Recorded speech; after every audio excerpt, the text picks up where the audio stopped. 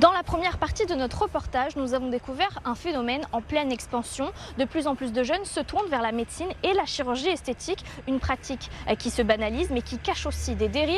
Certains, pour payer moins cher, se tournent vers des personnes non formées avec à la clé des complications et de réels risques pour la santé. Dans cette seconde partie, nous allons vous faire découvrir une pratique réalisée depuis un peu plus de 10 ans en France, celle de la kératopigmentation, une technique controversée qui interroge sur les limites de la quête du physique parfait.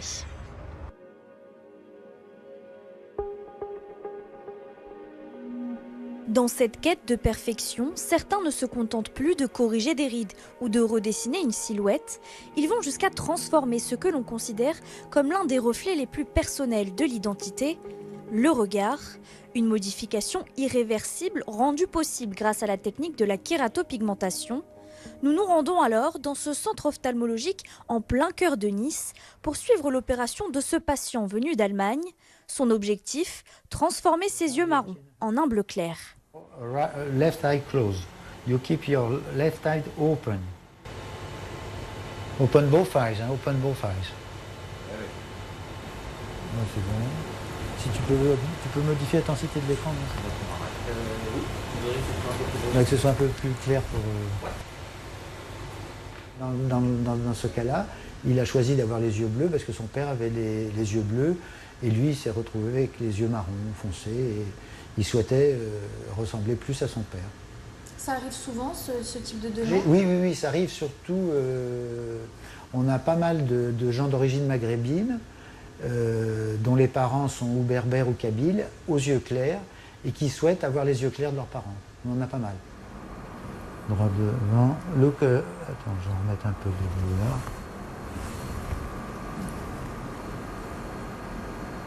Alors, le premier temps, quel que soit le laser que l'on utilise, va être la réalisation du tunnel intracornéen. Alors, on ne va pas faire une pupille trop petite parce qu'il faut garder un accès au fond d'œil ou à la cataracte si jamais le patient fait une cataracte en prenant de l'âge. Et on va jusqu'à la périphérie, mais on laisse en périphérie un petit anneau pigmenté de façon à ce que ça augmente le relief de l'œil. On va mettre un petit peu de bleu ici. Une opération qui dure à peine 40 minutes dans une salle de chirurgie et qui débute par une anesthésie locale grâce à un collyre. Vient ensuite la partie plus délicate. À l'aide d'un laser, le chirurgien creuse un tunnel dans la cornée, cette couche transparente qui recouvre l'œil. Le pigment coloré choisi est ensuite introduit à l'aide d'une spatule très fine. Okay. Very nice vision. Huh? Ouais. You can close now. Good. How do you feel? Oh, it's strange. Huh? Yeah. Okay. Wow. Big one. Ouais. You can sit down. Okay. I think just a little bit white. Yeah. It's Yeah, normal. it's clear. So you were blurred by the light. Was all perfect, but these pins.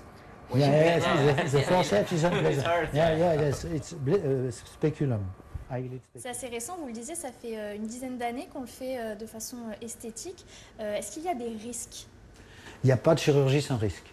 Vous faites opérer de l'appendicite, vous pouvez faire une péritonite, un arrêt cardiaque sur table, n'importe quoi. Le risque est exactement le risque de la chirurgie de la myopie. Or, des millions de patients sont opérés tous les ans dans le monde pour la chirurgie de la myopie sans que les autorités sanitaires aient levé le petit doigt pour dire c'est dangereux. Donc là, on est exactement dans le même cadre. La seule différence, c'est l'introduction du pigment et il y a un petit pourcentage de pigments qui vont perdre de leur qualité, qui vont à ce que les Anglais appellent un fading, ça va devenir fade, mais on peut repigmenter très facilement au même titre que l'on peut reprendre une chirurgie de la myopie après LASIK quelques années plus tard. Et ça a été très critiqué au départ. Et puis on s'est aperçu qu'avec l'aisance, l'aide du laser et l'utilisation de pigments médicaux biocompatibles, les résultats étaient tout à fait excellents et que le risque de complication n'était pas plus élevé que le risque de la complication de la chirurgie de la myopie. Donc on est exactement dans le même cadre, on utilise le même type de laser, c'est exactement le même laser que pour la myopie, on rajoute simplement des pigments qui ont, eux, l'agrément des autorités sanitaires. La pigmentation va varier pendant les 2-3 premiers mois, ça va perd au début, ça peut être un peu flashy, mais ça va s'atténuer avec le temps. Et puis après, ça se stabilise. Là, je vais être assez cash avec vous, parce que on est dans une chirurgie qui est encore controversée, au même titre que l'était le Botox, que l'était la toxine botuline au début, au même titre que l'était l'injection d'acide hyaluronique. Donc on est exactement dans même la chirurgie de la myopie, j'étais un des pionniers en France, donc c'était controversé au début, donc on a exactement la même controverse aujourd'hui.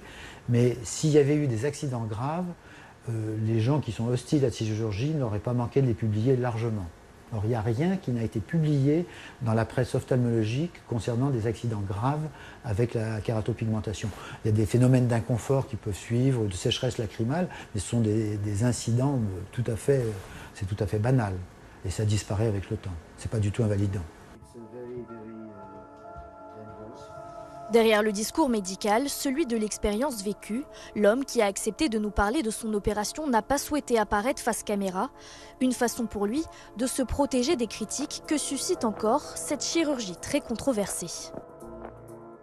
Alors est-ce que vous pouvez nous expliquer qu'est-ce qui vous a poussé à faire de la kératopigmentation? J'avais les yeux déjà très noirs et avec l'âge, j'ai trouvé que ça durcissait aussi mon visage. Et aussi dans le relationnel avec mon travail, je suis amené à côtoyer du public. Et c'est vrai, selon le timbre de voix et plus le regard, pouvait aussi malheureusement mal interpréter le côté de la sévérité par rapport à ce qui était dit.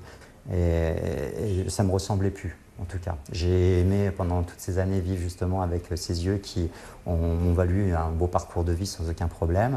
Et justement, je me suis dit, on peut peut-être voir si on peut remédier à cela, quoi. Adoucir le regard et voir comment on peut faire, bien sûr, en évitant que ça ne soit pas un risque pour ma santé. Est-ce que vous aviez déjà essayé de techniques? La plus connue, les lentilles. Est-ce que vous aviez déjà testé ça avant de passer à cette opération-là? Ce que j'ai essayé et ce que j'ai actuellement, ce n'est absolument pas pareil. Mais néanmoins, ça peut donner une idée. Mais il faut savoir aussi que les lentilles, ce n'est pas sans risque, hein. On pose quelque chose sur la cornée, ce n'est pas quelque chose de naturel, il faut une hygiène parfaite, c'est une répétition chaque jour. On est aussi dans une ville où il y a beaucoup de soleil, donc la lentille et le soleil, c'est pas génial non plus. Donc ça peut aussi engendrer des problèmes aussi oculaires que je ne souhaitais pas non plus occasionner. Je pense que c'est un choix personnel, qu'il faut que ça reste un choix personnel. On n'a pas à venir éventuellement à mener son avis. Il y a des choses qui existent. C'est pas parce qu'elles existent qu'on est obligé d'y adhérer. Néanmoins, s'il y a des personnes qui ont soit une souffrance psychologique ou soit un souci avec cela, ou moi, il y avait un moment donné, je me sentais un peu mal parce que je trouvais que mon caractère qui n'a absolument pas bougé aujourd'hui du fait que ses yeux étaient plus foncés, que mon visage était un petit peu plus marqué avec le temps, il n'y avait pas le même retour par rapport aux personnes. Donc voilà, et puis une fois que l'opération était faite, moi je me sens bien, je reste moi-même. Aujourd'hui, comment vous vous sentez? Bien. Est-ce que vous vous sentez mieux dans votre corps, dans votre esprit, après cette opération? Est-ce que vous êtes satisfait du résultat? Oui, satisfait du résultat. Mieux, non, je dirais pas ça. Je continue ma vie agréablement. De temps en temps, ça me fait un peu drôle quand je repasse un peu devant le miroir, mais je me suis très vite habitué au final. Donc, quelque part, c'est que je l'ai apprivoisé, je l'ai adopté dès le début, même l'idée avant de le faire. Donc, j'étais préparé, mais je pense que c'est lié aussi au travail que j'ai fait avec l'équipe et bien peser aussi la balance par rapport à tout cela. Je pense que c'est ça le plus important, c'est de savoir véritablement si on l'accueille bien, si on va bien le vivre dans l'ensemble. Mais moi, j'étais préparé en tout cas. Voilà, donc je pense que c'est important. Il ne faut pas non plus stigmatiser les personnes qui le font. Il peut y avoir aussi des gens, comme c'est aussi mon cas, où il y a toute une famille qui porte les yeux bleus et je suis le seul à avoir eu les yeux noirs d'une arrière-grand-mère, alors que voilà, parents avaient les yeux bleus, sœurs ont les yeux bleus. Bon, en même temps, ça permet aussi, et d'un seul coup, la photo de famille est un peu différente aussi. Mais je ne l'ai pas fait que pour ça non plus, attention, hein. Mais c'est vrai que je me suis vu beaucoup plus souriant et beaucoup plus à l'aise aussi, quoi.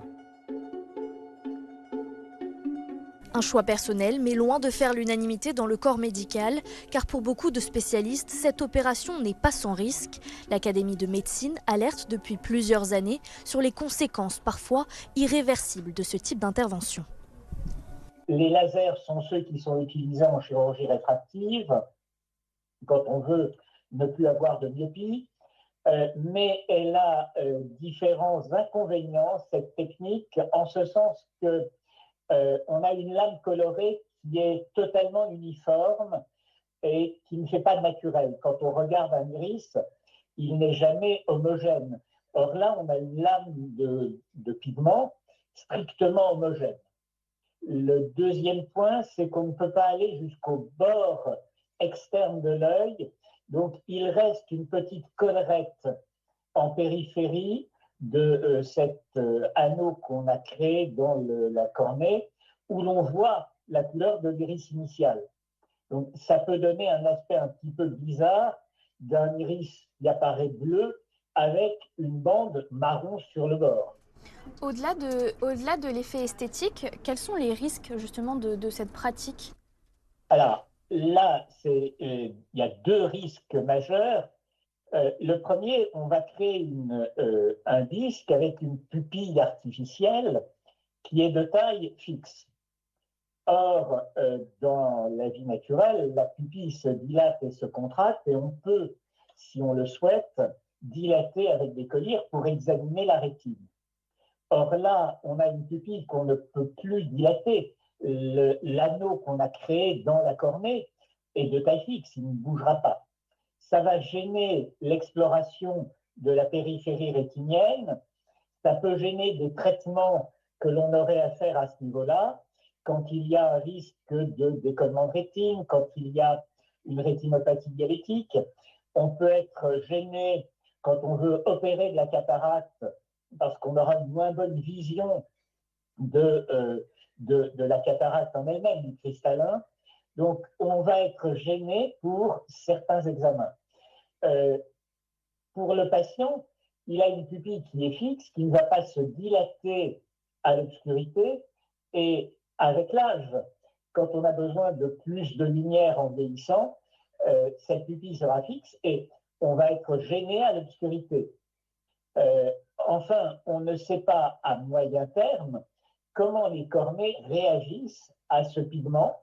Est-ce qu'on n'a pas un risque de rejet, en quelque sorte, d'intolérance et quelque part d'opacification de cette cornée, de la zone qui reste transparente? Est-ce qu'il peut y avoir des complications plus graves, notamment des cas de cécité par exemple? Alors, il n'y a pas eu pour l'instant, on n'a pas rapporté de cas de cécité, mais on peut se demander si la cornée va bien tolérer ce pigment et si à moyen terme, eh bien, on ne risque pas d'avoir une perte des cellules de la face postérieure de la cornée qui va aboutir à la rendre opalescente et à baisser la vision de façon très importante. Depuis quand date cette technique exactement, en France en tout cas? Alors, c'est une technique qui a en gros à peu près 10 ans. Ce qu'il faut bien comprendre, c'est que mettre du pigment dans une cornée est quelque chose qui est beaucoup plus ancien. Mais on le faisait sur des yeux non-voyants, inesthétiques. Quand vous avez par exemple une grosse cicatrice blanchâtre en plein milieu de la cornée sur un œil non-voyant, depuis très longtemps, depuis de très nombreuses années, il arrivait qu'on mette du pigment pour reconstituer un œil un peu plus beau, esthétique, mais c'était des yeux non-voyants avec des cornées extrêmement épaisses, extrêmement remaniées, et dont finalement on s'intéressait peu à la transparence puisqu'elle n'existait déjà plus. Et on ne mettait pas le pigment à l'intérieur de la cornée de la même manière, mais on pigmentait la cornée dans sa surface. Vous, en tant que professionnel de santé, est-ce que vous recommandez de faire cette kératopigmentation? Pas du tout. Pas du tout, parce que l'aspect esthétique n'est pas terrible. Le pigment, en plus, peut varier. On a rapporté des cas assez nombreux où la teinte choisie allait un petit peu dériver, le pigment vieillit en quelque sorte, et on voulait un œil d'un certain bleu, et on se retrouve avec quelque chose qui change de teinte, qui n'est pas très, enfin, qui est encore moins esthétique, et surtout qui n'est pas ce qu'on voulait. Donc, esthétiquement, ce n'est pas terrible. Il y a probablement des risques au niveau visuel, et puis il y a un risque que je n'ai pas évoqué, alors qui est minime et pour lequel on a du mal à savoir ce qu'il en est. Le pigment que l'on utilise, du moins en France, a priori ne contient pas d'éléments ferreux. Si vous avez des éléments ferriques dans le pigment, il y a des risques si vous avez à passer une IRM, quelle qu'en soit la raison, soit pour le crâne, soit pour la jambe ou autre. Ça peut créer des échauffements de ce pigment, ça peut un peu le faire bouger, puisque l'IRM va attirer, c'est un aimant, tout ce qui est ferrique, métallique. Alors, les fabricants en France disent non, il n'y a pas de danger, mais on est en train de travailler pour retirer tous les éléments ferriques du pigment. Donc, il se pose quand même peut-être un peu la question.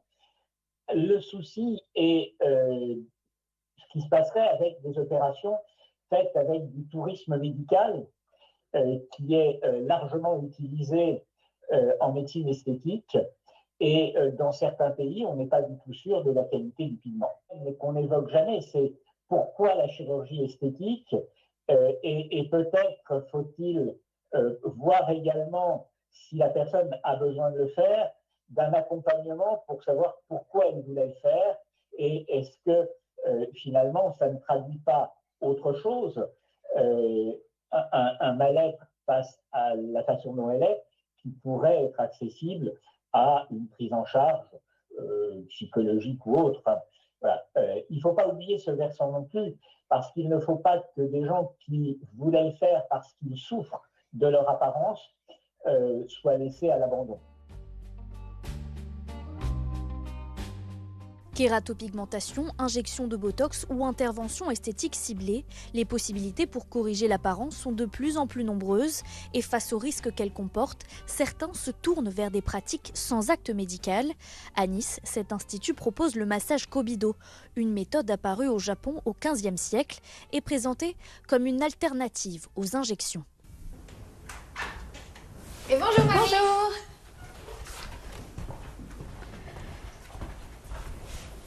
Vous allez bien? Ouais, Les ça va. vacances souhaitées? Mais je sens que j'ai besoin d'un coup de frais là, Oui. parce que je sens que ça tiraille un peu là. Eh bien, parfait. On va y remédier.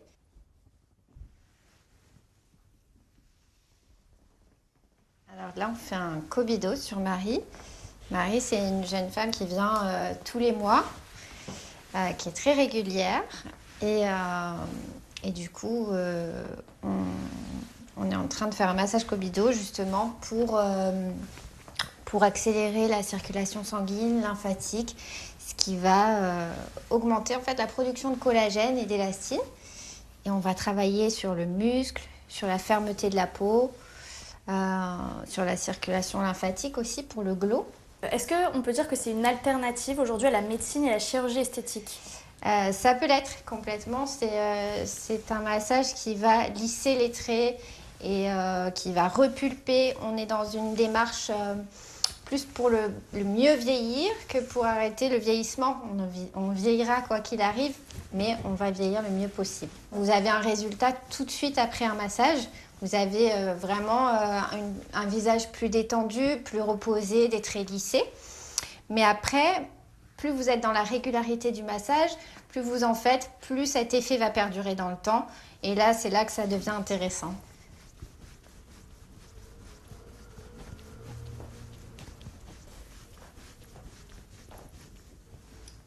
Qu'est-ce que vous faites là du coup? Alors là, je finis par un massage intrabuccal qui va sculpter l'ovale du visage et aussi on va travailler en fait sur tout ce qui est sillon nasogénien.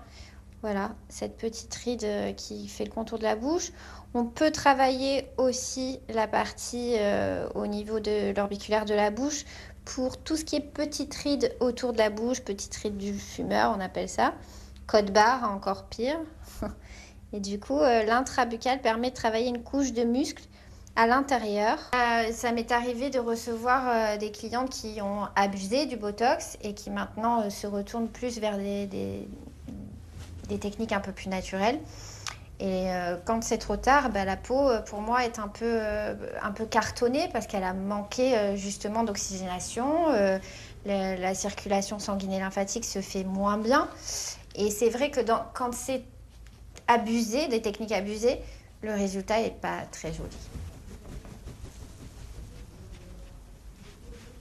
Moi, ça fait 2 ans que je viens tous les mois. Et c'est vrai qu'il y a vraiment des résultats, quoi. La peau est beaucoup plus hydratée, repulpée. Ça donne comme un côté apaisé, en fait. Vous, si vous êtes tourné vers le Cobido, c'est aussi pour éviter d'aller vers la médecine ou la chirurgie esthétique? Oui, tout à fait. Pour moi, c'est vraiment une méthode naturelle. Il n'y a rien d'invasif. On va juste révéler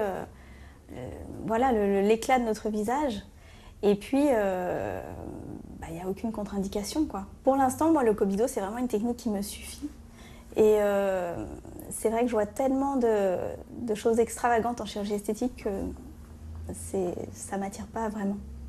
Et puis, de comment ça va évoluer, parce que c'est vrai que souvent, quand on sort, c'est joli. Mais comment ça évolue dans le temps?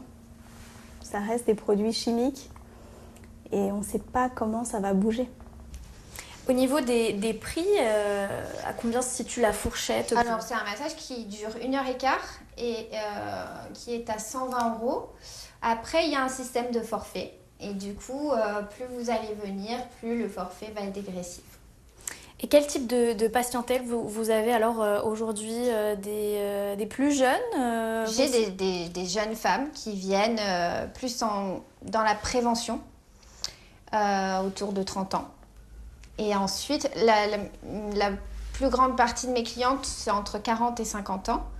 Mais j'ai des dames qui ont 70 ans, qui viennent aussi se faire du bien, faire un coup de frais, voilà. Je le conseille bien évidemment, je le pratique sur moi. Je conseille aussi à mes clientes de faire de l'automassage. C'est hyper intéressant aussi. Et on a des résultats, donc voilà. Pour moi, c'est une alternative.